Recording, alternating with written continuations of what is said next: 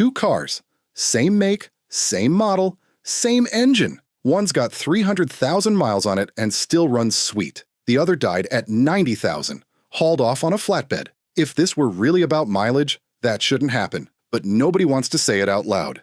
The odometer is one of the worst ways there is to guess how much life your engine's got left.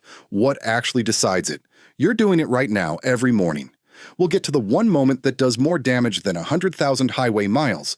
But first, why that high miles stay away rule is garbage.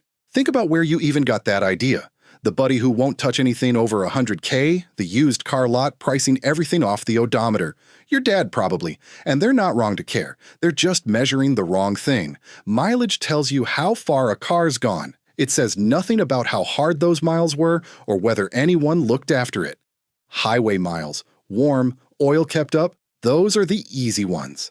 But that low mileage cream puff that only ever did 5-minute runs to the store could be in way rougher shape than the car with triple the miles. Here's why. So what really wears an engine down? Two things, and neither one is distance. First, the cold start. Sit overnight and the oil drains off the top of the engine down into the pan. So for the first few seconds after you turn the key, the metal up top is running nearly dry, bare metal on bare metal till the pump catches up.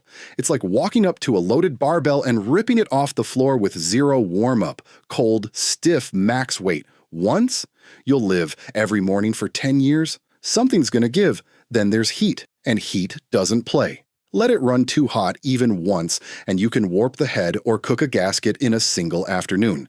That's not aging, that's just over. So forget the miles, it's the cold mornings, and the close calls with the temp gauge. And this isn't something mechanics say to sound smart. Engineers who actually study it keep landing on the same thing.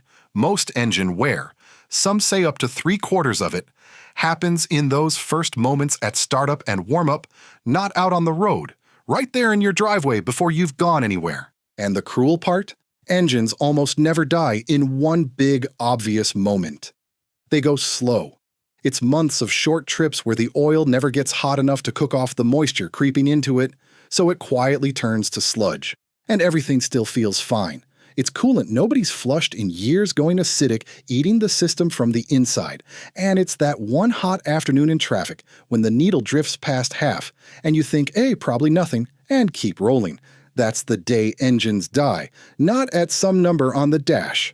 On a regular Tuesday when somebody figured the gauge was no big deal. Okay, so how do you actually protect it? And good news, most of this is free. Cold start, skip the 10-minute idle. Just go easy the first minute or two, low revs, light on the gas, till the needle starts to move. Let the oil get where it's going before you lean on it. If your life's all short hops, take it for a real drive once a week. 20 minutes at highway speed, get it good and hot, burn the junk out of the oil. Change the oil for how you actually drive, not just the miles. All short trips means more often, not less. And the temp gauge? Treat it like the most honest thing on your dash. It starts climbing where it shouldn't. You pull over. That one habit alone will save you an engine. Do all that, and that scary odometer number stops mattering. Look after it, and it'll roll right past the mileage that scares everyone else. That 300K car wasn't lucky. Somebody took care of it. So tell me, highest mileage you've ever seen on a car that was still running strong? Drop it in the comments. Bet someone beats 300K, that's me done. If you'd rather hear this stuff before it costs you, stick around. Piston Index has plenty more coming.